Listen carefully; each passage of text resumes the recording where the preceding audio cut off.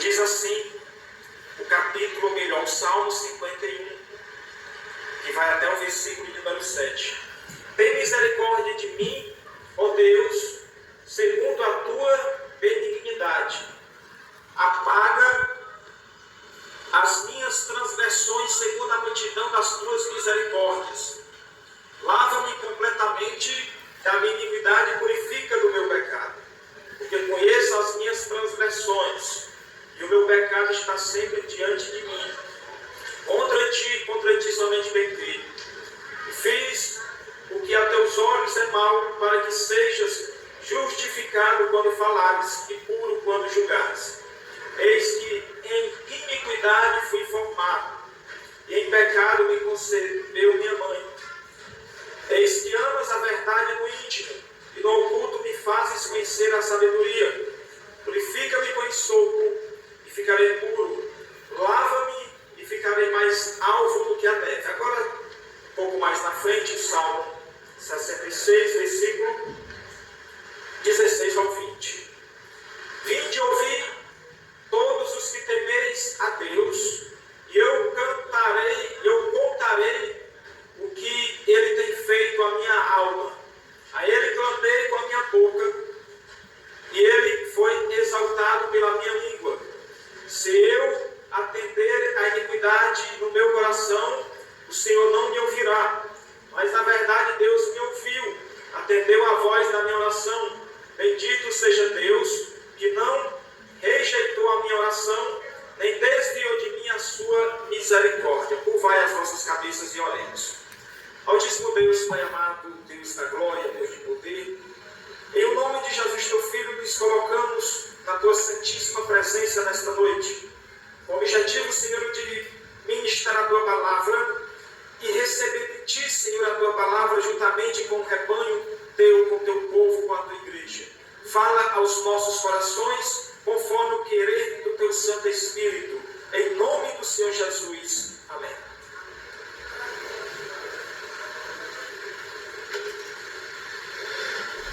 Nesta noite, meus amados irmãos, iremos discorrer um pouco acerca da vida deste grande homem de Deus, este grande líder do Antigo Testamento, este grande rei. Davi foi escolhido rei de Israel em uma situação onde aos olhos humanos era impossível Davi ser escolhido rei, Davi ser ungido rei. Mas vemos lá no livro de Samuel, 1 Samuel, quando por ordem de Deus o profeta, que também acumulava as funções de sacerdote e juiz, recebeu de Deus a ordem de ir até a casa de Jessé. Chegando à casa de Jessé, se deparou com uma família onde aquele homem, Jessé, tinha 7 filhos. E Davi era o improvável dos improváveis que poderia ser escolhido rei de Israel. Entre os filhos de Jessé destaca-se Eliabe, Abinadab e Samar, os 3 mais velhos, sendo que o primeiro, aos olhos humanos, seria o escolhido. O próprio Samuel achou que seria Eliabe, pela sua altura, pela sua força. Portanto, nós vemos pelo texto sagrado que aos olhos humanos, Davi era improvável, mas foi exatamente Davi que Deus escolheu. Davi, naquela oportunidade, foi ungido por Samuel, rei de Israel. A partir daquele momento, o Espírito de Deus passou de forma momentânea a apoderar-se do rei Davi. De forma momentânea, por quê? Porque no Antigo Testamento, o Espírito de Deus ele não habitava nos crentes de forma permanente como no Novo Testamento. Era através de manifestações. E a partir dali, o Espírito de Deus passou a andar com o rei Davi. O rei Davi assente-se ao trono. Vemos no texto sagrado que Davi conquistou grandes conquistas para a nação de Israel. Grandes batalhas foram vencidas por Davi. Territórios foram conquistados para a nação israelita. Mas vemos que Davi teve grandes experiências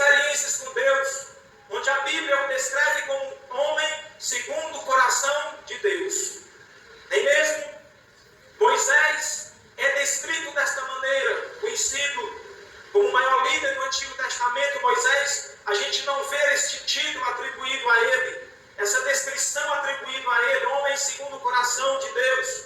Mas Davi foi um homem segundo o coração de Deus, dito pelo próprio Deus. Mas Davi, como um grande personagem do Antigo Testamento, como um grande rei de Israel, como um grande homem de Deus, também teve os seus momentos de fraquezas, de fracassos, de tribulações, de aflições, de batalhas, de pelejas, de conflitos. E em uma dessas oportunidades, nós vemos um homem humilde, que mesmo estando em uma situação superior, em nenhum momento ele colocou em questão o seu poderio, a sua situação como o rei de Israel, diante do seu subordinado, diante precisamente dos profetas de Israel. O rei Davi, aqui no Salmo 51, nós vemos um momento de grande conflito, de tristeza, de tribulação, de decepção, de desesperança, situação em que o rei se encontrava. Mas nós vemos também um homem propício, com o coração aberto. Então, nesta noite, iremos discorrer e meditar, aprendendo com a vida de Davi. Amém? Iremos aprender um pouco sobre este grande homem de Deus, que sempre é citado por grandes pregadores, por grandes pregações. Nós vemos, meus amados irmãos, aqui no capítulo, ou melhor, no Salmo 51, o profeta Natã visitando o rei Davi. Davi recebe a visita do profeta Natã, onde o profeta revela o pecado daquele grande rei e faz sérias advertências a Davi. A primeira aprendizagem que nós aprendemos neste texto sagrado é a atitude de Davi diante do profeta de Deus. Ao receber a visita do grande profeta de Deus e ao receber a advertência, a exortação, ao receber o aviso de Deus, nós vemos neste Salmo 51 um homem se derramando na presença de Deus. Nós vemos um homem arrependido na presença de Deus. Nós vemos um homem recebendo a advertência e a exortação de Deus. Veja a diferença de um homem que tem o temor de Deus em seu coração, de um homem que tem o Espírito de Deus em sua vida. Davi recebe o profeta em seu palácio. Davi recebe o profeta na sua fortaleza em Jerusalém. O profeta é recebido com honrarias. Mesmo o profeta revelando o seu pecado em oculto, revelando a sua situação deplorável, moralmente falando, Davi recebe com humildade. Agora observe o rei Acabe, a mesma situação, com pecados diferentes, mas ambos fizeram algo que desagradara a Deus. O profeta Acabe, escolhido rei de Israel, onde praticou perante aquela nação e fez com que o povo viesse se desviar da presença de Deus, praticou a idolatria, praticou o sincretismo religioso, praticou a imoralidade sobre todos os aspectos. Quando Deus levanta o profeta Elias, e o profeta Elias, ele condena aquelas atitudes, ele condena as ações e omissões do rei Acabe. O rei, lamentavelmente, não recebeu a advertência de Deus. Olha a atitude de Davi ao receber o profeta Natã, e olha a atitude do rei Acabe ao receber o profeta Elias. O profeta Elias foi caçado, foi perseguido, foi maltratado, para que os seus subordinados, os subordinados do rei, viessem matar o profeta de Deus. Por qual motivo tanta raiva, tanto rancor com o profeta Elias? Simplesmente pelo fato do profeta Elias trazer à tona os erros de Israel. Sendo que a nação de Israel, Deus levantou vários reis para administrar aquela nação, mas aquele povo é um povo pertencente a Deus. Nenhum dos reis que governou a nação de Israel poderia apoderar-se daquela nação. Eles estavam apacentando, administrando o povo que não pertenciam a ele, mas a Deus. E o rei Acabe não entendeu isso. O rei Acabe queria governar ao seu bel prazer. Existiam as diretrizes a ser seguidas, existente na lei de Moisés na época, onde essas diretrizes, haviam princípios, haviam regulamentos, haviam ordenanças que deveriam ser observadas pelos reis. Mas o rei Acabe, ele achava que a nação pertencia a ele. Aí foi um grande erro. Observem o fim daquele homem, um fim lastimável, porque desobedeceu a Deus e se achou dono do povo de Deus. Perseguiu o profeta Elias. Do mesmo modo, Acabe agiu com o profeta Micaias. Quando o profeta Micaias também revelou, profetizou contra Acabe, foi colocado no cárcere. Agora observamos o comportamento de Davi diante dos profetas de Deus. O comportamento de um rei ímpio e o comportamento de um rei que tem Deus no seu coração, mesmo estando em uma situação moral desviada da sua conduta. O rei Davi recebeu a advertência divina. O profeta Malaquias descreve perfeitamente essas duas vertentes, esses dois comparativos. Malaquias 3:18, eis a diferença entre o justo e o ímpio, entre o que serve a Deus e o que não serve.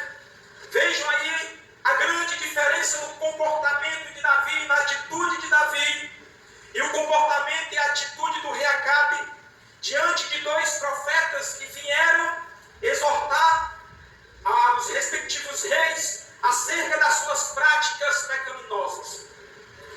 Veja a atitude de Davi. Ele começa no Salmo 51, depois da visita do profeta. Davi diz: tem misericórdia de mim, ó Deus, segundo a tua benignidade. Apaga as minhas transgressões, segundo a multidão das tuas misericórdias. Primeiramente, nós vemos o rei confessando diante de Deus, diante do profeta, diante da nação de Israel, que o profeta Natã tinha razão. E ele confessa pedindo a Deus que apagasse essas transgressões, segundo a multidão das suas misericórdias. Ao passo que Davi revela a sua transgressão, ele revela também a multidão das misericórdias de Deus.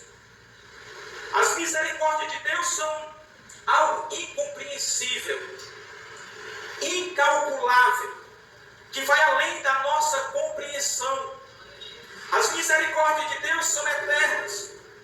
E no versículo 2, ele diz: lava-me completamente da minha iniquidade e purifica-me do meu pecado. Observe que Davi, ele fala do seu pecado e já reconhece que o seu pecado está tornando-se uma iniquidade. Há uma diferença entre pecado e iniquidade. Pecado no original grego é hamastia, errar o alvo, que tem vários significados dependendo do contexto. A iniquidade, propriamente dito, já é a prática consciente, constante, sistemática da prática da hamastia do pecado. Onde o pecado, independentemente de qualquer coisa, todos nós estamos propícios a praticar pela nossa natureza adâmica. Mas a iniquidade é diferente. A iniquidade é uma prática consciente, perigosa, que leva o homem, lamentavelmente, ao inferno. E Davi, ele reconhece a sua situação. Ele acende ali uma luz vermelha, reconhecendo as suas iniquidades, os seus pecados, as suas práticas pecaminosas. Mas Davi ainda não estava, meus amados irmãos, desviado da presença de Deus. Ele ainda não estava na situação, como por exemplo, podemos citar 1 João capítulo 5, versículo 16, quando o apóstolo diz para a gente orarmos por uma pessoa que peca, e ele faz a diferença entre pecado para a morte e o pecado que não é para a morte. Analisando aquele contexto pelo original grego, aquele pecado para a morte é aquele pecado cujo praticante pratica, mas ele não quer mudar de comportamento. Ele não quer receber a advertência. Pronto. Esse pecado para a morte é o pecado praticado pelo próprio rei Acabe, que não recebeu a advertência de Deus. Em outras palavras,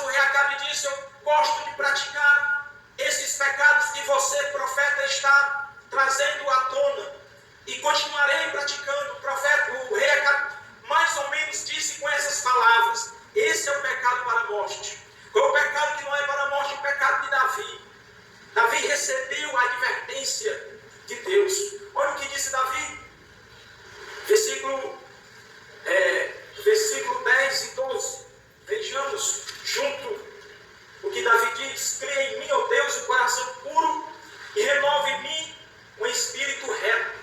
Davi almeja um coração puro e uma renovação espiritual dentro de uma retidão na presença de Deus. Ele continua dizendo, não lances fora de mim a tua presença. Ele ainda se sente ainda na presença de Deus quando ele diz, não lances fora a tua presença e não retires de mim o teu espírito. Davi viu que aquele pecado, se ele continuasse praticando, o Espírito de Deus ia se retirar dele. E ele disse, não retires de mim o teu espírito. O Espírito de Deus ainda não tinha se retirado de Davi. Mas ele faz uma declaração interessante. No versículo 12, torna a dar-me a alegria da tua salvação. Ele não disse, torna a dar-me a salvação, mas ele disse, torna a dar-me a alegria da tua salvação. Ele tinha perdido a alegria da salvação. Ele ainda não tinha perdido a salvação porque o seu coração ainda estava propício ao arrependimento. Mas tinha perdido a alegria. É uma situação espiritual perigosa, lastimável. É uma situação muito, mas muito perigosa. Torna a dar-me a alegria da tua salvação. E aqui eu abro um parênteses. Será que eu, você, um dia ou hoje perdemos a alegria da salvação? O que é a alegria da salvação dentro de uma perspectiva bíblica? A alegria da salvação, eu costumo fazer essa comparação com um novo convertido. Tem prazer de ler a Bíblia, ler de manhã, de dia, de noite, de madrugada. Tem prazer de dobrar os joelhos na presença de Deus. Tem prazer de ir aos cultos. Tem aquela satisfação, aquela alegria constante de saber que é salvo, de que Cristo morreu por ele na cruz do Calvário. E se sente feliz por ter sido por Deus salvo. Isso é a alegria da salvação. Então, quando a pessoa perde esta alegria, a pessoa entra em uma situação perigosa. Uma situação cuja luz vermelha de alerta é acendida por Deus. Precisamos ter esta alegria. Precisamos nos alegrarmos com a presença de Deus. Precisamos nos alegrarmos pelo fato de Cristo ter morrido na cruz do Calvário. Precisamos nos alegrarmos por termos sido salvos pelos méritos de Cristo. Precisamos nos alegrarmos por hoje termos os nossos corpos, o nosso ser habitado pelo Espírito Santo. Precisamos nos alegrarmos pelo fato desta noite estarmos aqui agradecendo a Deus por este ato, ou então louvando a Deus e adorando a Deus. E aí eu pergunto, você está na condição de espectador do culto ou de participante? Se você estiver na condição de participante, a alegria da salvação está no seu coração, porque você está cultuando a Deus verdadeiramente. Mas se você ou eu, qualquer pessoa aqui nesta noite, estiver na condição de espectador, acendeu-se a luz vermelha. É porque você perdeu a alegria da salvação. A alegria da salvação nos faz transbordar, se alegrar na presença de Deus. É como disse Jó. Jó em um ato de desespero, de tribulação, de tristeza. Ele tinha essa alegria no seu coração e disse, diante de Deus, o desespero salta de alegria. Então, diante de Deus, quando nós temos verdadeiramente esta alegria, a tristeza em nosso coração, porque nós somos seres humanos, há momento em que nós estamos alegres, há momento em que nós estamos felizes, mas em qualquer situação, em qualquer circunstância, Cristo é a nossa autoajuda, o nosso auto-refúgio e a nossa fortaleza. Salmo ainda 51. Fazendo a leitura geral do Salmo, nós vemos um homem, observe bem, debilitado. Nós vemos um homem fraco, não derrotado. Davi não estava derrotado. Nós vemos um homem debilitado, fraco. Um homem se rastejando, mas ainda buscando forças em Deus, reconhecendo as suas falhas, reconhecendo as suas limitações e suplicando o favor, a misericórdia e o perdão de Deus. E no Salmo 66, precisamente no versículo 19, nós vemos um testemunhando o favor de Deus em sua vida. Nós vemos o homem glorificando a Deus diante das nações. Nós vemos o homem dizendo que de Deus recebeu o perdão. Nós vemos o homem dizendo que Deus ouviu a sua oração. Observe, por isso que eu disse que Davi, ele não havia perdido a salvação naquele momento. Sabe por quê? Porque Deus não escuta pecadores. E no Salmo 66, versículo 16, ele disse: Deus ouviu a minha oração. Deus escuta a sua oração. Você pode até perder a alegria, está desmotivado, está fraco, mas tenha certeza de que Deus está pronto para te reerguer. Deus está pronto para te levantar. Deus está pronto a dar de volta a alegria que você perdeu, que tinha lá no começo, lá atrás. Louvado seja Deus. Davi continua dizendo, testemunhando. Salmo 120, ele diz: na minha angústia, clamei ao Senhor e Ele me ouviu. O contexto deste salmo, a gente costuma, ao ler o texto sagrado, analisar o contexto. O contexto desse salmo descreve uma aflição sobre maneira grande. Ele disse: na minha angústia, clamei ao Senhor e Ele me ouviu, como no Salmo 121. Elevo meus olhos para os montes, de onde me virá o meu socorro. Ele está querendo dizer que momentaneamente ele olha e não vê socorro, ele não vê saída. Ele disse: eleva meus olhos para os montes, de onde me virá o socorro. Mas diante dessa dificuldade, ele diz: o meu socorro vem do Senhor, que fez os céus e a terra. Portanto, nós vemos Davi, depois de levantado por Deus, depois de ter tido o seu pecado perdoado, depois de novamente ter tido uma renovação espiritual, que aqui no Salmo 51 ele fala em renovação espiritual. Nós vemos novamente um homem forte na presença de Deus. Um homem que teve muitas experiências com Deus. Sabe o que é outra aprendizagem que nós aprendemos aqui com a missão de Davi? É não desistir. Guarda essa palavra no seu coração. Davi não desistiu. Já vi muitas pessoas que iniciaram a caminhada e no decorrer do tempo se desviaram. Sim, se desviando mesmo. Não como Davi, mas se desviando mesmo da presença de Deus e ficaram pelo caminho. Eu lembro de um irmão que no início da minha fé evangelizei muito com esse irmão. Era novo convertido, todo domingo a gente se encontrava na igreja, ia evangelizar nas ruas. Não vou falar o seu nome. E esse irmão, todos os domingos a gente estava evangelizando nas campanhas. Era um obreiro do Senhor, eu ainda novo convertido. Um certo dia esse irmão desviou-se, caiu. Como disse Paulo, aquele que está em pior, espero que não caia. Davi estava em pé e quase caiu, mas Deus o levantou, mas ele caiu mesmo. E esse irmão, ele, após a sua queda, ele achou que era indigno de estar na presença de Deus. E ele não quis fazer uma aliança com Deus, porque ele achava que ele era muito impuro para estar na presença de Deus. O seu pecado, talvez ele achava que fosse um pecado imperdoável. E até hoje ele está afastado da presença de Deus. Então o que é que nós aprendemos? Davi não desistiu. Não importa a circunstância, não importa a situação, tenha certeza de que Deus jamais desistirá de você. Deus jamais desistirá de uma ovelha perdida. Como diz aquele hino, ele deixa as 99 e vai procurar a 100ª ovelha, porque ele não desiste do ser humano. O projeto de Deus conosco, como homem, no que diz respeito ao projeto de salvação, é um projeto muito grande e compreensível. Às vezes nós vemos pessoas, situações em cuja o nosso pensamento a gente diz: isso é impossível, essa pessoa ser salva. De repente a pessoa é salva. Sabe por quê? Porque Deus não desiste de ninguém.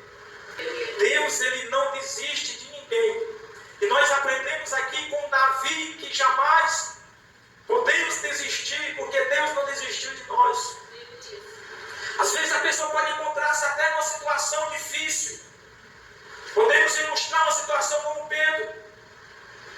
Pedro, quando viu Cristo se aproximando do barco, no auge da sua fé, diz a Bíblia que ele, olhando para Cristo, realizou Realizou-se em sua vida um milagre que até hoje nenhum outro milagre se repetiu como o milagre de Pedro. Foi o único homem depois de Cristo que caminhou sobre as águas. Isso retrata perfeitamente, em uma comparação com a nossa vida cristã, com a nossa caminhada com uma pátria celestial. Nós estamos caminhando, andando, e muitas vezes nós nos deparamos em situações ou circunstâncias difíceis. Mas se nós estamos olhando para Cristo, que é o nosso alvo, aquela circunstância, aquele problema, poderá até nos trazer alguma preocupação, mas olhando para Cristo, aquele problema, aquela circunstância, aquela situação é pequena. Foi o que Pedro fez. Enquanto ele olhava para Cristo, o grande milagre, improvável, impossível acontecia em sua vida. Ele caminhava sobre as águas. Quando Pedro percebeu o vento, a tempestade, o mar, as águas, ou seja, quando ele caiu na real, ele parou de olhar para Cristo e afundou. Mas sabe o que eu aprendo também com isso? Que mesmo você naufragando, mesmo você afundando, Deus estará 24 horas por dia pronto para erguer as suas mãos e te levantar. Diz a Bíblia Sagrada que Pedro prontamente pediu socorro a Deus. E prontamente Deus, Cristo, o levantou. Não existe uma comparação melhor do que esse texto sagrado para a nossa jornada. A nossa jornada só terá êxito no final. A nossa jornada só teremos sucesso ou só alcançamos a jornada por completo se nessa jornada nós estarmos olhando para Cristo. Se nós pararmos de olhar para Cristo, certamente nós iremos afundar. Se nós pararmos de olhar para Cristo, olhar para o lado direito, para o esquerdo ou para trás, iremos afundar. Mas se olharmos para frente, jamais iremos ser submergidos. Jamais o problema será maior. A dificuldade, seja lá o que for, ela se torna grande. Às vezes é bem pequenininha, mas se torna grandona. Se a minha mente, o meu ser, a minha vida não estiver focada em Deus, ela pode ser bem grande, se torna pequenininha. Se a minha fé que eu pratico dentro do cristianismo, dentro da cristandade, olhando para Cristo, se eu estiver focado em Cristo, andando com Cristo, com o Espírito Santo de Deus, é grande, se torna pequena. Eu falo isso porque eu já passei por situações onde uma coisa grande se torna pequena porque nós estamos porque eu estava na presença de Deus. Não há nada melhor do que você estar na presença de Deus.